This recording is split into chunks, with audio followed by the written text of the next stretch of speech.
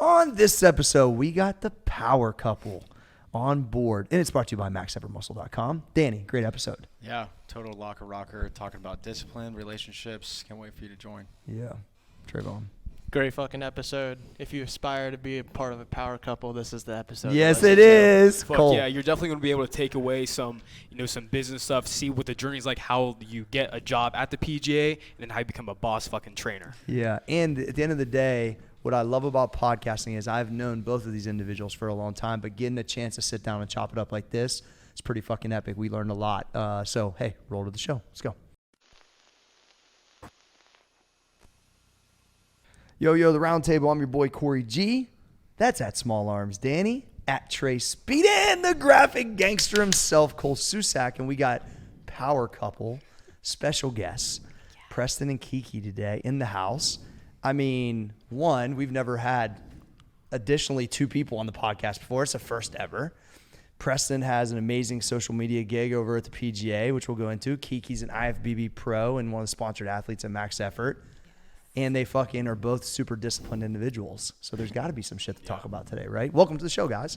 Thank you. Thank you. Thanks for having us. Yeah, so I think out the gate, I'm going to start with you, Preston. I think that obviously social media is such a big deal for everybody, right? That's what we talk about constantly. It's like, I think people see a job like yours, but I think I want you to explain what you do for the tour and then like a little bit of how you got there, because I think that's like probably like feels like bizarro land. Like, how the fuck do you end up working with the PGA Tour? Yeah. Which people ask me that all the time. And then I'm like, well, my guy Preston, like, so please. Yeah, no worries. I still ask myself that question sometimes. I'm like, man, I get paid to like talk about Instagram with professional golfers, but Yeah, it's been awesome gig. Yeah. So basically I have two main parts to my job. The first is like working with our athletes on all things social content. So that could be everything from getting them photos, highlights of themselves competing in our events, to how to best use those, to strategy, what they should post off the course, etc. And then I also work with them on their business side of things. So then how do you then monetize that? How do we go to market with that? Working with their agents on, hey, I have this following, I have this level of engagement, I'm talking to this brand, this is what the package looks like. What should social look like? How much am I worth? How many tweets should I be included? How should I package that? And so that's the main two parts of my job. And in terms of how I got here, it's been I played competitive golf growing up, so that's how I had my golf background. But actually, we met in grad school, so I went to grad school for sports. But I kind of just got lucky with social media. I was in college from 2008 to 2012. Right when it was popping. Yeah, I always say that the easiest way to show how old I am is my name on Instagram is just Preston, because I started my account about a month after the app launched. Which is gangster. Yeah. So gangster. Yeah. Just at Preston. Yeah, holla at me. Actually at me. I didn't get it on Twitter. I was like a year into Twitter, so don't have it there. But yeah, so I've been on it forever, and I've seen it evolve. I was in college, if you could imagine being 20 years old and just kind of discovering, hey, I got an iPhone for the first time. I can take pictures for the first time.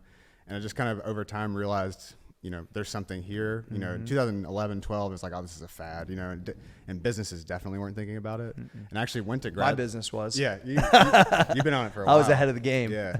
I went to grad school with the intention of getting out of social media, thinking like, I'm going to get my MBA. I'm going to work in sponsorship or whatever.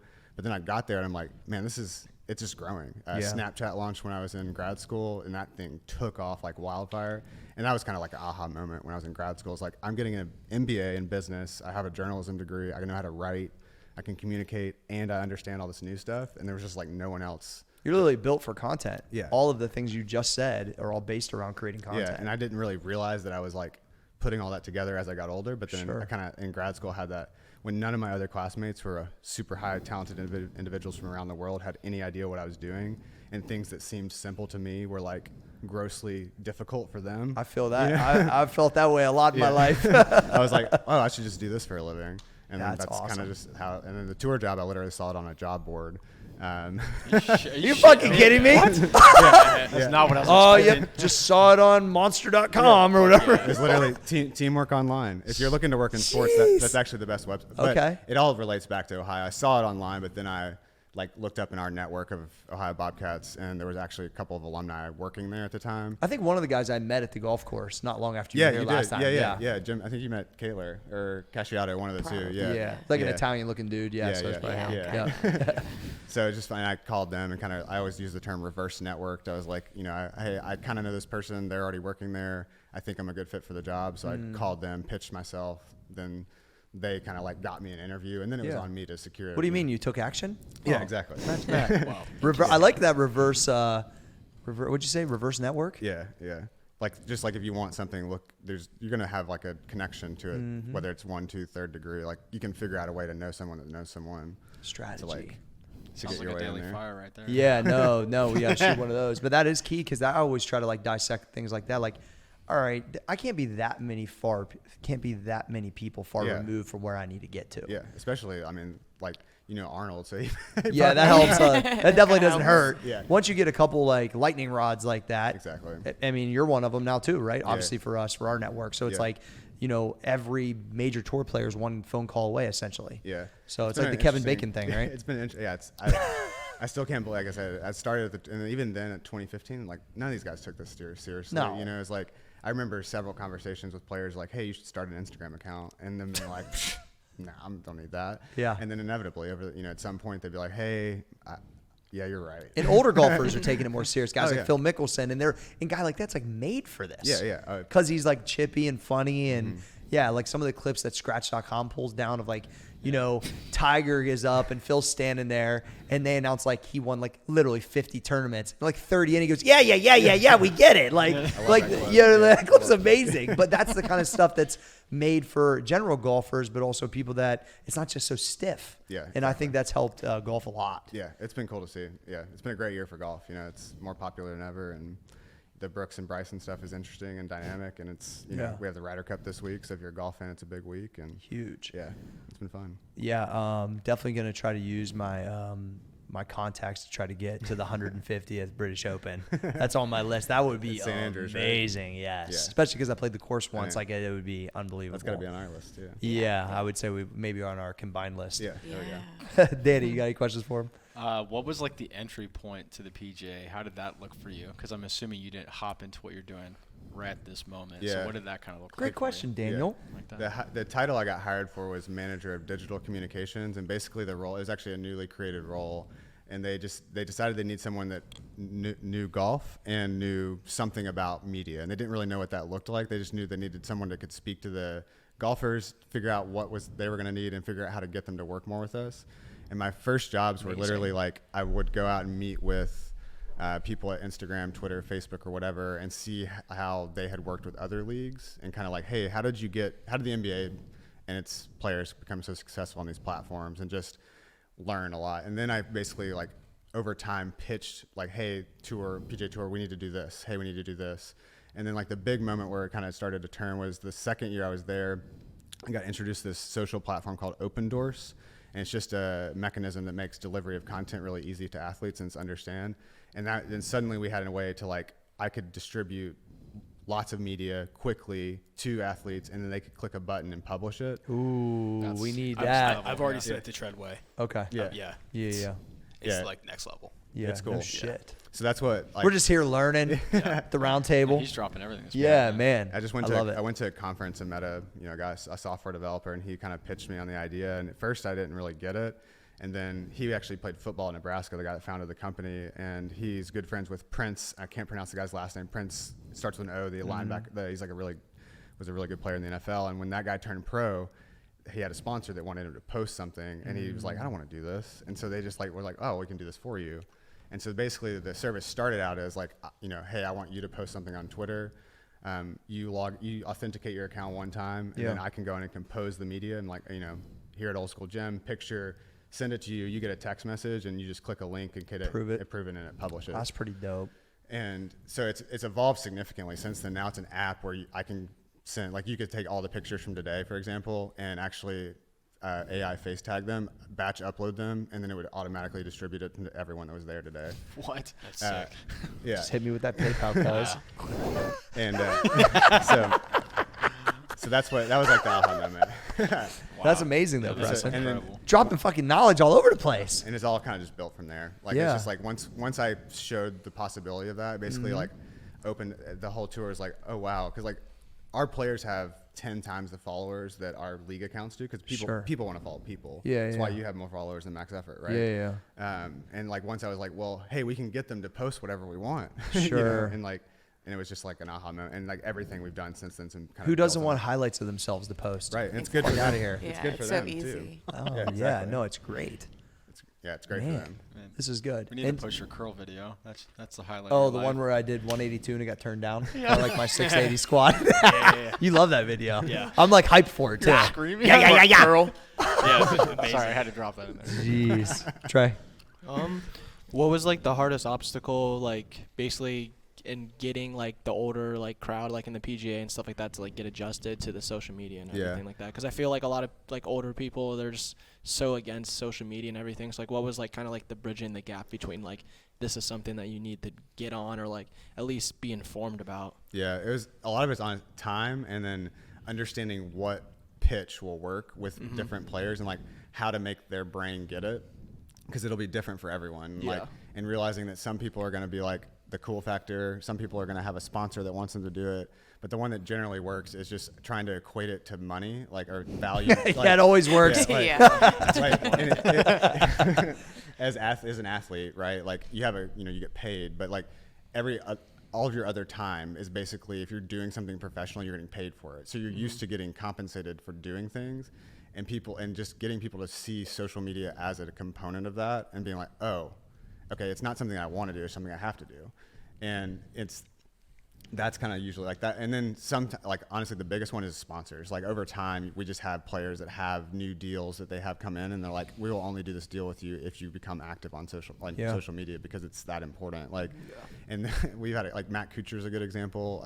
That's a golfer, you may not know him. For the Rio, he qualified for the Olympics in 2016, and he had a sponsor at the time that basically was like, we'll pay you X amount of dollars bonus if you literally create this Instagram account. And like, so it's just, and it's figuring out what works for them, and then also explaining that as an athlete, it's really easy. So like, as a content creator, until like you have to try a lot harder, but once you're a famous professional athlete, all you have to do is just post yourself doing what you're already doing. Yeah, it ain't that Walking fucking your hard. dog. Yeah, exactly. Yeah. Just literally like wind it into your life Yeah. mildly. Yeah. Just, and the beauty of art, like we literally have resources to do that for them. Like all they have to do is, and a lot of them hire social media managers, as they should, but like, I call it fly on the wall content. Like as an athlete, the fan just wants to be the fly on the wall Yeah, for whatever facts. you're willing to let them see, practice, playing, whatever, however. But even if you're a private person, which a lot of our guys are, just post literally golf and you'll have hundreds of thousands of followers. So crazy. Great question.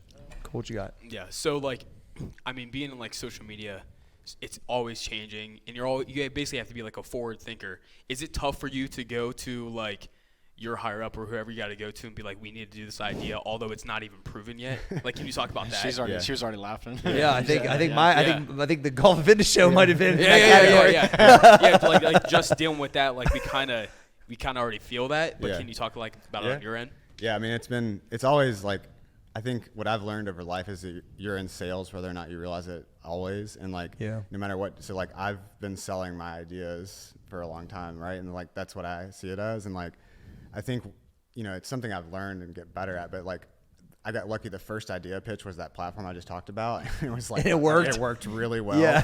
So- Like, that's our guy. Yeah. He knows everything. So I got, at the time, like I also got when I got hired at the tour in 2015, we had around 400 employees, something like that. The company's literally doubled since then. That's crazy. We've like experienced massive growth. So I got, again, pretty lucky with time and then took advantage of the opportunity. So I've had like been there not that long, but I've had lots of folks hired after that, like come in and see like, oh, you do this? Okay. Like what else can we do? And I've built trust, and obviously that's a huge part of it, too, is like, following up on things, making sure that you're there to help. But like, luckily I've had some really good bosses at the tour as well. Like, forward thinkers that are willing to like understand like, hey, he does know more than me about this topic, so I'm going to trust him on this. And I have quite a bit of autonomy now, which is awesome.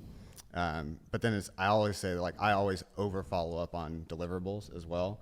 So like, and you also want to frame the story correctly. So you don't want to pitch an idea, have it happen, even if it's a success, you want to then frame the success, right? To explain why it was a success, explain your role and how you helped it make a success. So like, I always make sure to like schedule follow-up time with like people that were involved in the project to be like, hey, thanks for your help. Let me just show you what we're doing now with this, what my vision for the future is.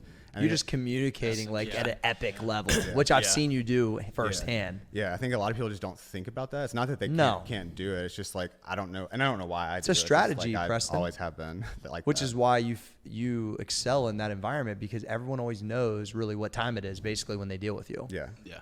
That's fucking I epic. think people just view it as like the finish line, then they just stop. Yeah. Yeah. And it's like the next thing. Yeah, after yeah. that, Well, especially in social media, it's always the people who don't fucking know social media and don't work on it think they have the perfect fucking Correct. answer. Yeah, we know It's- that. Yeah.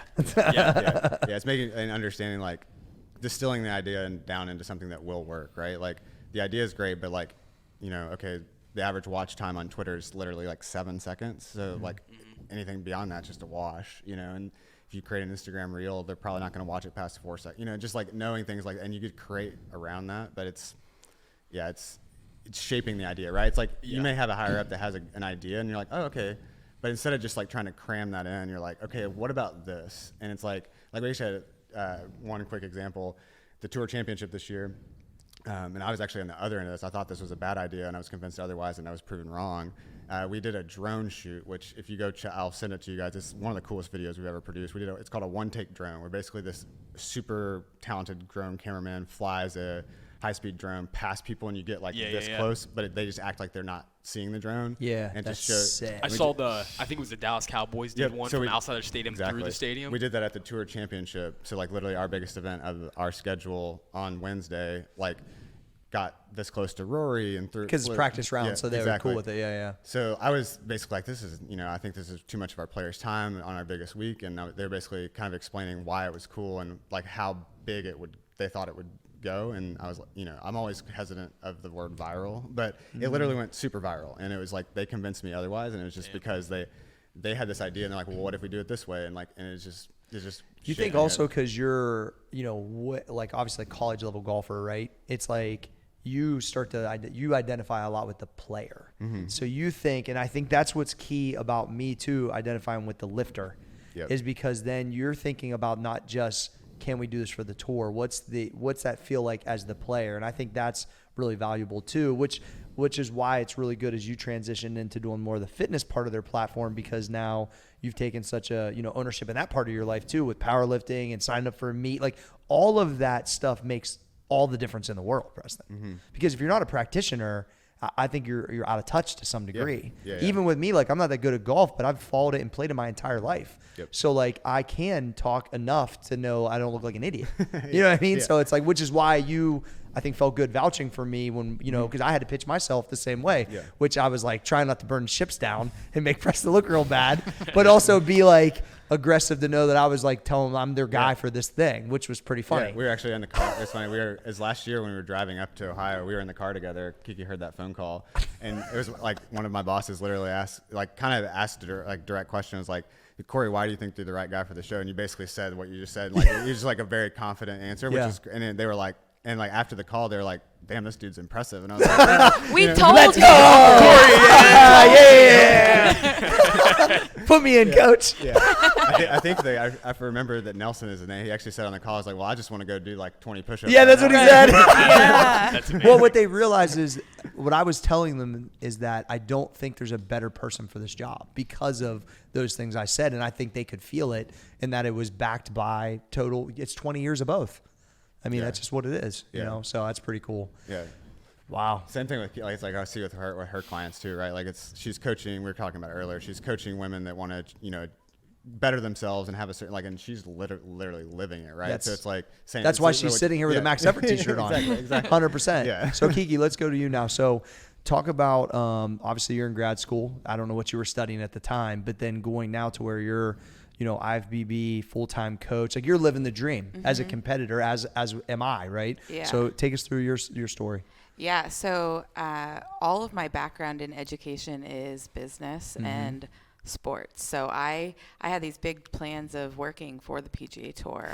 Also, you wanted to be in golf. Yeah, so I actually grew up golfing. That's why y'all love each other out the Yeah. gate. Okay. Yeah, so it was the British British Open. the British Open, and So you guys like the British Open too. There's yeah. so many. I was awake at like 6 a.m. watching it when we first started. Oh, like, you were like dating. his dream girl. And he was like, "What are you That one doing? every What are you day, doing yeah. awake right now?" I was like, "I was watching golf," and he was like, "Oh." We had never talked. Oh, about, we had can never you marry talked me about right golf. now? Yeah. It wasn't like she was doing it because she knew I liked it. We had literally never talked about it. That is epic. Yeah, Please continue. yeah. So my dad was a golf coach for our high school, so I just grew up playing it, and I loved being on the golf course. It's just so relaxing. It And is. I was a beer cart girl in college, so that was fun too. And I just like being in golf. So I had big plans going to work for the PGA Tour. And then I got basically like redshirted into the grad program at Ohio. They always pick like 5 or so people that they want in the program, but just a little bit more experience in Okay. the industry before coming back and studying and using those kind of like real world examples. And so that redshirt year, I went to Chicago with Preston for his first job. And I just had to find a job. So I was a salesperson at a high-end health club, basically selling gym memberships and personal training packages. So all of these personal trainers wanted to train me so I could sell their packages. And I was just really good at it. I hated sales, like cold calling people and, hey, do you want to sign up for a gym membership? Sure. But, I mean, I hit all my numbers. And within a couple of hours during the day, so I had nothing else to do. Just work out. So the only website that was not blocked on our like company's firewall was bodybuilding.com. So Ding, ding, ding. yeah, so I think I read every single forum and article back to like, I don't know, 2008, every single one, and I was hooked. And then I ended up going back to Ohio, still planning on working in golf. But in my MBA classes, I would be reading bodybuilding articles. Yeah, that's when you know you got the sickness. And one of my classmates, Michael Pelfrey, he works for the Detroit Lions now, but he like looked over at my computer and he's like, Kiki, tell me again why you want to work in golf. And I was like, because I'm at Ohio for sports. Yeah. Like that's what I'm supposed to be doing. And he was like, well, can't you do something like with this bodybuilding stuff? And I was like, I guess. Yeah. And literally, I remember leaving that classroom and we were done for the day. I went home and just started like writing down business ideas. So and good. like, I was like, I'm going to basically. The dream started. Yeah, I was like, I'm going to be Corey one day. Yeah. I was like, I'm going to have this company. It's called Pineapples and Barbells and I love do programming. And then when I knew was moving down to Florida after grad school, I found a coach and did one competition and fell in love. Yeah. Yeah. And so you've been competing now for how many years? Since 2017. Yeah. So And pretty 17. actively, like a couple times a year, right? Yeah. So last year was like the marathon year of competing, trying to get my pro card for every single national level show, which burned my body to the ground. Oh, yeah. But so because I started prep January of 2020, and obviously with COVID, all the cancellations, I didn't start competing until August. So I was in prep from January to August without competing, and then Ouch. just hit every single show But until the it last one. worked. And then I won That's awesome. and turned pro. So, and then I just finished up my rookie season in the IFBB this year. And now it's evolved to where you have many one-on-one clients. That's your job. So talk about now, I mean, truly living it from a business standpoint too. Yeah, I mean, I eat, sleep, breathe, bikini. Yeah.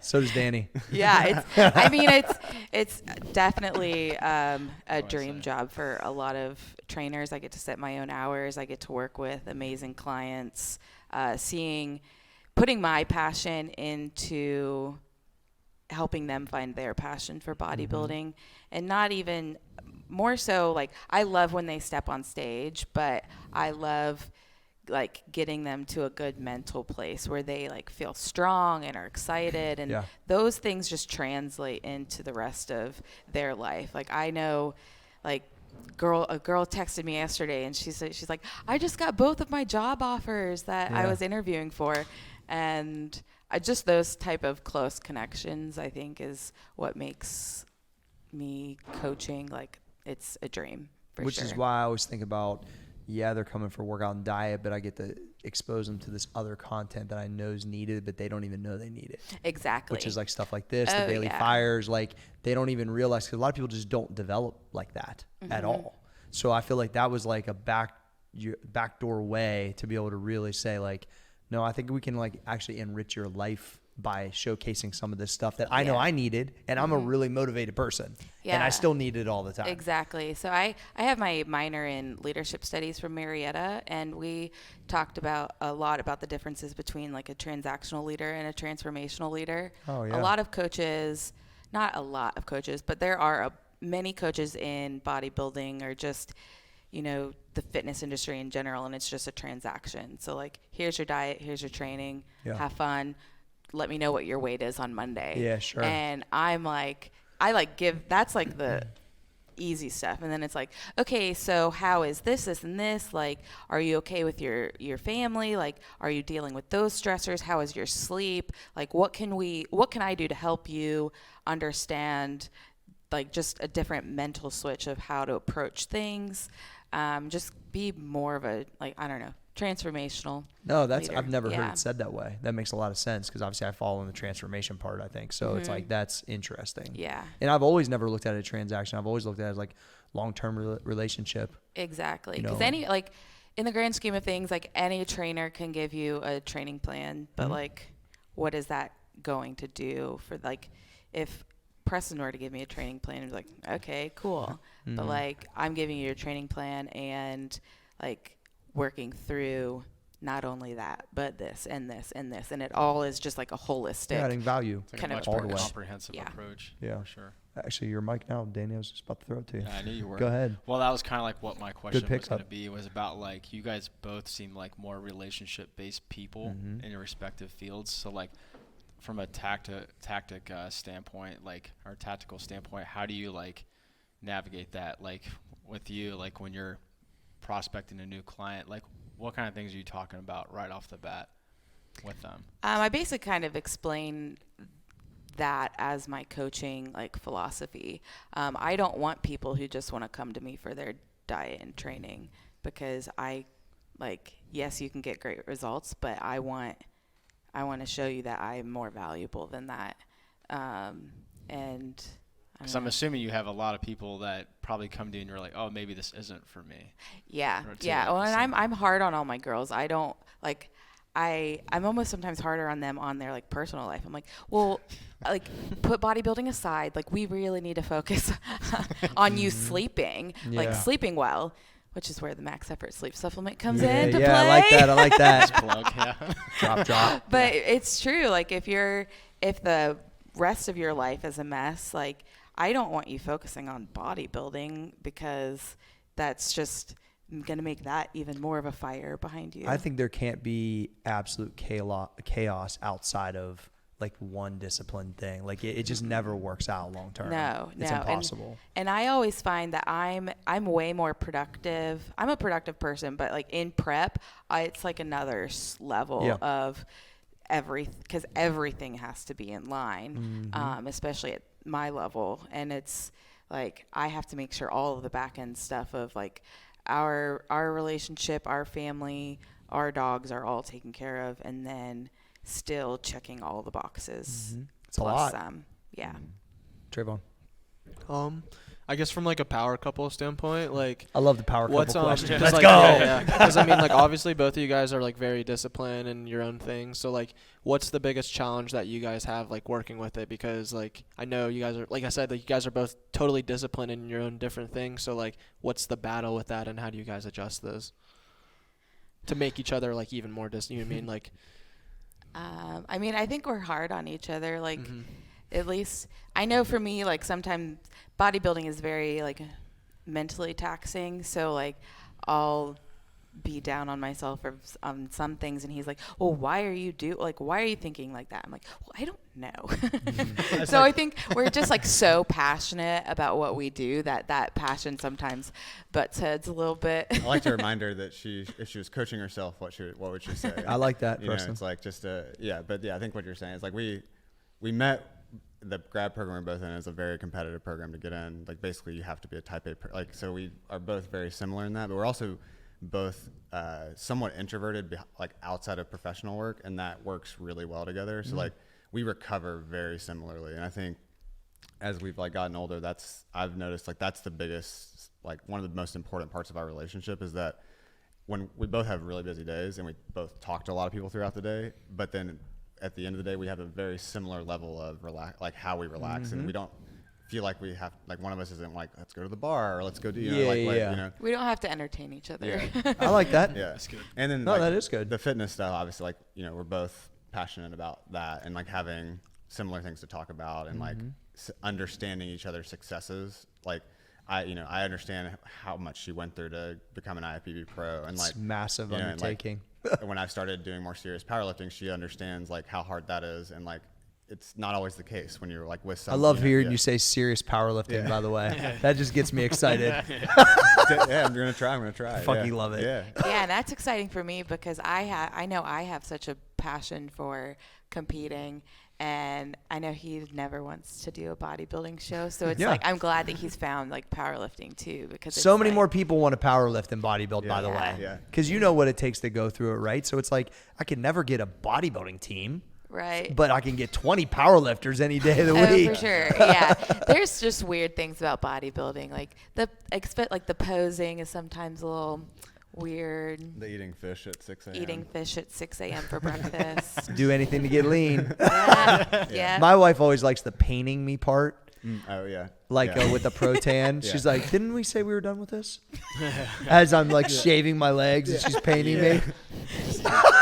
Preston does not help. He does Yeah. not help with the tan. Yeah. I did once, and I did not. I did He not was do well. like, It didn't wait. go well. I was like, never mind. I'll do Yeah, it yeah, myself. yeah. We've had me and Rach have had some battles at the end of diets. Oh, you missed a spot. She's like, I'm not fucking doing this no more. So yeah, we've been there. It's amazing. Yeah. Cool. I guess two questions for both of you, like individually. So it seems like both you guys are at like a good spot in your careers, but like I'm interested to know like what's your next goal, and then what's one piece of advice you'd give to like someone who wants to be in that spot where you're at now. You can go first. Yeah, it's a good question. I mean, for me, it's funny. Like some days I feel like, wow, I'm 31. I've gotten a lot older, and then like some days I feel, wow, I'm 31. There's like still a lot, and like generally the latter is what I like to look at things. And like there's a lot. I've worked in corporate America for my whole life, and I love my job, but I have like entrepreneurial tendencies, and like I'm excited to work on her business. I think there's like we work together really well, and that's again like one of the things we bonded over was do like being go-getters, right? And like now we have the opportunity with how much she's achieved with IFBB Pro to like take that and turn it into something cool, like modeling, like we both look up to Corey and what he's built, and like talking with him about how can we work together and things like. And it's just we're excited to build businesses together, I think, and You can scratch that itch a little bit now because there's some yeah. opportunities. Yeah, exactly. And in terms of like the second, I guess, and what advice I would give someone is just. It's hard to know, but just work hard and like try, I think, and it's, and talk to lots of people. I guess that's the lunge and learn, the whole concept of just like broadening your knowledge is like something I see. Like I grew up in Memphis, great city, but a lot of people just stay there, and it's not a bad thing. They do well, but they don't broaden their circles. Cause like I went to Ohio, and that was like, it just changed everything. Cause I met people, like my 3 roommates were from Canada, California, and Wisconsin, and we all were so different. And it was like, wow, the world's big. I'm small, and don't forget that. I think is like there's so much opportunity. You just got to figure out where you want to go with it. I think also too, Preston, like when we was doing the thing to get the podcast together, if those guys said no, We would have just done it ourselves. I would have been upset, but like I would have been happy I just threw the line in. Exactly. Because to me it was like fucking cast it out there, and What happens if it blows up? Yeah. Like, I believe it's going to. So it's like, it's a work in progress. But to me, I was like, I'm going to put my best foot forward, show my confidence. I really believe I'm the best guy for the job. If they don't see it that way, Preston set this up for me. Like, it just is what it is. But I think some people are so scared of things not working out. Totally. That they just never try. I'll never really understand that. It's no different than trying to pick up a chick or vice versa. Yeah. Like, you're going to get turned down a couple times, but then there's going to be a 10 that's like, yeah, you're my guy. And I think Speaking from experience. Yeah, you know. Had some reps out here 20 years ago. I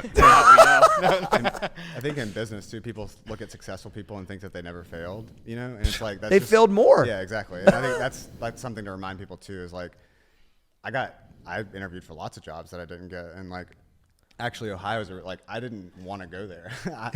I literally wanted to go to Northwestern for a very specific journalism degree, and I got waitlisted, and it was like, you know, I'm confident it would have worked out, and like, Yeah. but like, you know, But look at that path change, Yeah. meeting Kiki, getting the connection. I mean, it's like Yeah. It's unreal. all in. But yeah, I mean, for me, if I could be the female Corey, I think I would. We're talking about that. Yeah. You know, I could probably die pretty happy. Just being able to impact more people, Yeah. honestly, and more women. Realizing, like, having girls realize how strong they can be in the gym and in their life, and just being able to take control of that. That's what I want that's what I want to be able to, like, help them with. Helping them build confidence is awesome. Because then they start to 1000%. believe in themselves so much more, which I get a lot from the site the same way. You're just like, these people are taking risks that they wouldn't have taken, but they've lunged, 300 days and listened to 35 books now and all these, and they start to truly believe in themselves. Yeah. Oh, and people don't really know how capable they are Yeah. until they try. Like, well, yeah, like, I don't want to lunge every day, but like, we're doing it you do it anyways. Yeah. Because you never know how far you can push your body. That's why I love bodybuilding too. Cause it's like, you really have no idea how capable your body is if you don't try. People are like, I can't do that. I'm like, well, yeah, you can. Like, you just need to. I just wonder why they go there first. I think I was always so optimistic that I went the other way first. So it's hard for me to identify with. Now, I've been in times where I would be like mildly depressed, I guess, compared to my craziness. And then maybe my first inclination would be like, oh, I can't. But it's even hard for me to say that out loud. I'm always looking at the flip side. And yeah, you don't always reach that. But I'm so fascinated by that. And I don't know if it's just the way you grow. A lot of it has to do with the way you grow up, I think, and maybe certain things. But I'm always like trying to push that other part of the side of the cup that's half full. It's just a better way to live. Mm-hmm. You can pick out something negative. We could pick out 9 things negative about today already if we really wanted to. Yeah. They're there. But why not the other way? I think people overthink, like they think it's way harder than it is just because it takes a lot of time. Yeah. But like, I think like it's just some of like, and weightlifting in life is just like doing a little bit each day. And Sure. people think that that's going to take a long time, and it is. But like, you're going to be doing something every day, which is going to add up to something Anyway. over time. Yeah. So, Unless you're just going to Yeah. sit here. There's one of my That's it. favorite books it's called The Art of Not Giving a Fuck. Yeah, don't yeah. know if I read it's, that, It's yeah. just like, you might as well, like, there's 2 choices. Like, you can either not do something or do something. So Yeah. you might as well do something, right? And Give it's yourself like, an opportunity. Yeah. That's why I always think like throw the line in. Yeah. Because my thing is always, what if it works? Mm-hmm. You're thinking it's not going to work, but what if it works? Well, I got a lot of what if it works things going on because there was enough lines out. It's just part of it. So then the advice part, I know the other part of Cole's Advice. to get to where you're at now, which IFBB is. I think just you have to be constantly curious and Ooh, I like wanting to learn and expand your knowledge, your skill set. Because if I never would have thought that I would be where I am right now, because I was like, I'm going to be in business and I'm going to be wearing like suit and heels every day and all this stuff. And like, I was just curious and I just kept reading, and I still educate myself so I can further improve my skill set. And I think people sometimes just get so complacent that I'm like, okay, well, I'm good here. It's like, no, I think you could push a little bit harder, and just like do whatever you want to do in life, and like just like literally like pursue it. Like just fucking go. So literally LFG. two things that I think are huge, right? Like you keep having dates on the calendar, all these shows. I always just tell people about bodybuilding, like I have to be in my underwear in front of people on this day. That's a different kind of pressure. Yeah. To eat a certain way, to make sure I do my condition. Like when you sign up for that, you know you have to stand there in your bikini, in your underwear against other, like, and that changes, I think, the dynamic. Same with lifting. You're not going to miss a fucking lifting day because you want to hit 1,000+ pounds and you know on this certain day that has to happen. Back to golf for a second. I never took my golf that serious till I played St. Andrews because I had to have a certain handicap. That's the first time somebody said, Corey, you can't play this course unless you're a 14 or whatever it is.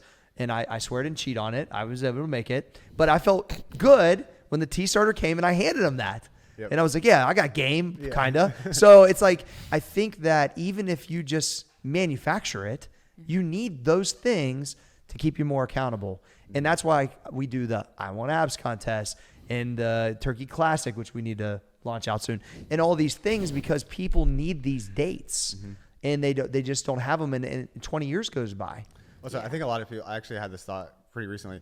Throughout your childhood, you do have those finish all the lines, time, right? Like you have middle school, high school, college, true. whatever, and then you could become an adult, and it's like a whatever you want it to be. And I think people just don't do that. Right? They have no structure. But like the structure was there for a lot of people for a while. I think that's why, especially as young adults, right out of college or right out of high school, that's the weirdest part. It's like, oh, I don't have like if I don't like this job, I can just quit. You know, it's it's just a very different. And so yeah, I totally agree with that. The structure is everything. The day on a calendar so when I did my first powerlifting meet at 17, I've literally competed every year multiple times except for the COVID year. And even the year my shoulder was jacked up, I still competed in one bodybuilding show. So it's like I always had something I was looking forward to. It changes everything. So even if it's a fucking vacation, you need to have something planned. Go ahead, Danny. Do you guys ever get the question, like, why are you doing this? Like, why are you putting yourself through this? Because obviously you I know you do. I know it's Kiki. more towards you than this, but like, yeah, I mean, you have to have that question. Like, what do you tell them?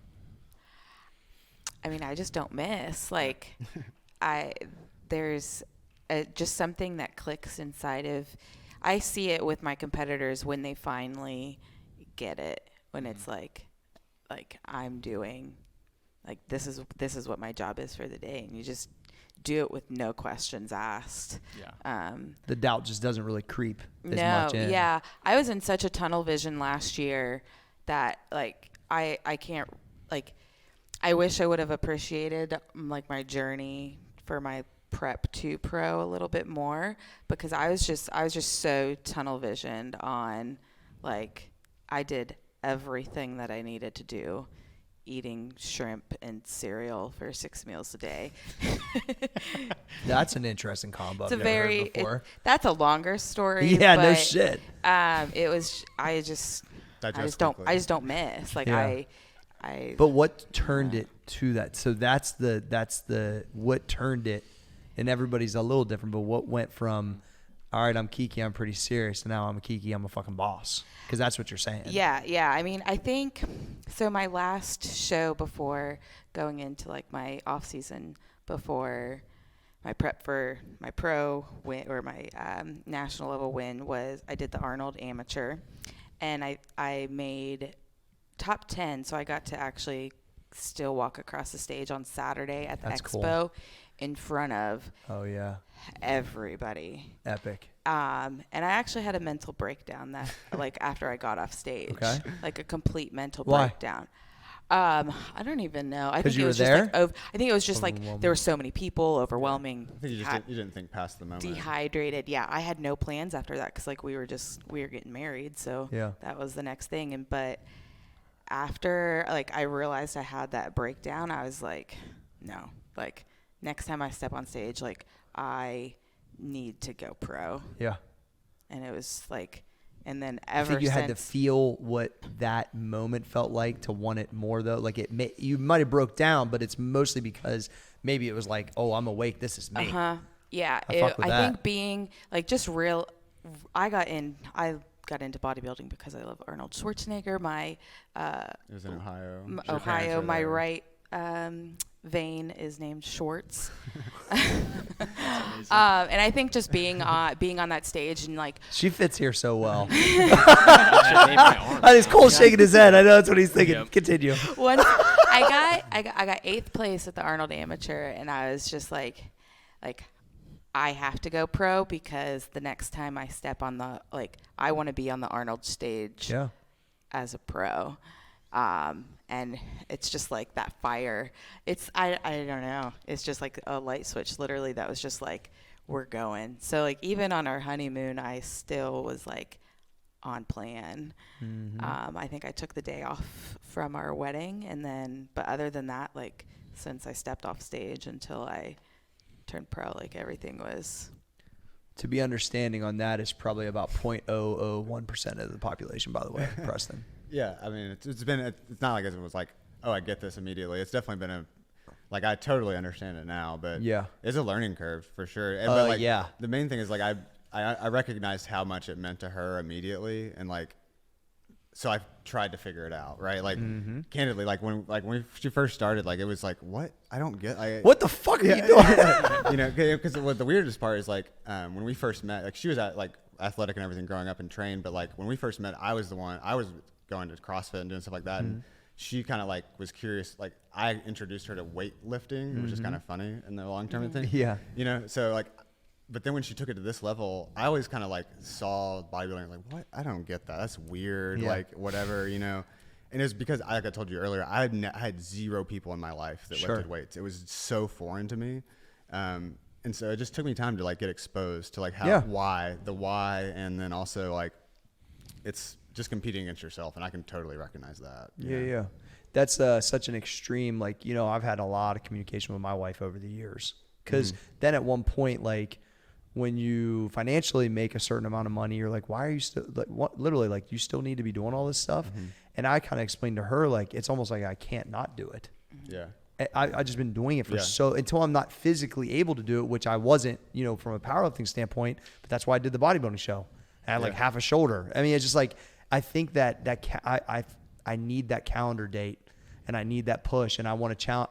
There's nothing like when Cole was rapping me for 680, and I'm like, I love the butterflies, the challenge, and trying to go right in the fucking fire at it. And every time he was pulling I said, give me the heat, give me all you got. Bracing. Yeah, dude. I'll give it to me all, Cole. Fucking, I great. couldn't fucking wait. It was a great fucking meathead moment. it It was awesome. And so, like, my leg still hurts from it because it was such a good rap. Amputate your leg. Yeah, almost. Dude, I'm not even gonna lie. Like every single one, I was bracing. I was like, Yeah. and then I would stop. And I'd do another one. So good. It And I'd was- just it be was like, give me great. more. Give me the heat, Cole. So People forget what it feels like to be nervous, and to like. I agree with it's that. Like that it's actually fun. Like I think that's especially when you win. Yeah, exactly. There's a lot of people actually in life I think that don't even know what that feels like because they didn't compete really in anything. Like Especially if they didn't play sports in high school too, I think. or in any like band or science, like something that you cared about and failing at it. Yeah. And then like to your point, I know I fucking want that. Yeah, You yeah. know, and like there's something to be said about that, even in professional life. Yeah, you know? yeah. I love to see, just like even if it's a speaking engagement, like put me out there and let me just see how I perform. That's when because I love I'm under a little bit of pressure. I love public speaking because I know I know I'm good at it, but also because like I get nervous. Yeah, and yeah. It's like I like if you ever don't want to be nervous, you're boring. You know. Yeah, yeah. I'm not saying I want to do something all the time. Like I have to Sure. relax, but like my job, I don't get nervous talking to professional athletes anymore, and that's Yeah. kind of weird. Yeah. So Well, it's your norm though. Yeah, exactly. So like I enjoy being in situations where I have to like, okay, I got to perform now. Yeah, And- yeah. I love that part. I think there's a ton of growth through it. You know, having to show up and perform to where people are like, fuck, all right, yeah, like that to me is everything. I was all fired up for that meeting with you guys that one day. I was down in my bar. I was like, I'm about to be the PGA fitness guy. Got this. Like, I was like, hype. go. Yeah, exactly. I freaking love it. You guys got anything else? There's some great great shit. locker rockers in this episode. Epic. Epic. Yeah. Yeah, it was good. What do you guys think? So, hey, new facility. You guys got to come check it out. What did you guys think of the gym, the office? Like, give me some vibes on you guys being out of towners coming in to check out the HQ. Well, I had a pretty good leg workout this morning, Oh, 4 yeah. a.m. Yeah. First Yeah. female to ever work out with the 4 a.m. crew that I'm aware of. Yes. At least since the new gym. Yeah. Yeah. I mean, then I was here in May, right before one of my shows, and you Yeah. guys didn't have this studio done, so You've seen the pretty sweet. evolution a little bit. Yeah. Yeah. That's cool. What do you think, Preston? It's cool, man. It's cool that you finally have all your businesses and all your stuff kind of under one house, and you can kind of see the potential of where it can go from here because of that too. Yeah. So I think it's a cool environment. The gym, obviously, too. It's cool to finally. I've watched videos of the. It's like I told Cole today when I met. I was like, I feel like I know you. Yeah. I've never actually met him. You know, Yeah. so, and like it was cool to just kind of. As I click You're the good. microphone, finally just be here and kind of see. I always think it's weird when you're in the video. Yeah. Like you've been watching the videos, Yeah. but then that day you're in the video. You're like, wait a second. That's pretty cool. Well, we appreciate having you guys. What's your social media so they can follow you guys? Preston on Instagram. Yeah, this motherfucker. So fucking Yeah, let me just So drop that mic easy. real quick. Yeah. Mine's at @KeekersLaugh_IFBB Pro. That's so perfect for you too. Yeah. I love it. All right, I'm your boy Corey G. That's at Small Arms Danny. At Trey Speedin, the graphic gangster himself. Appreciate you guys being on the show. We are out.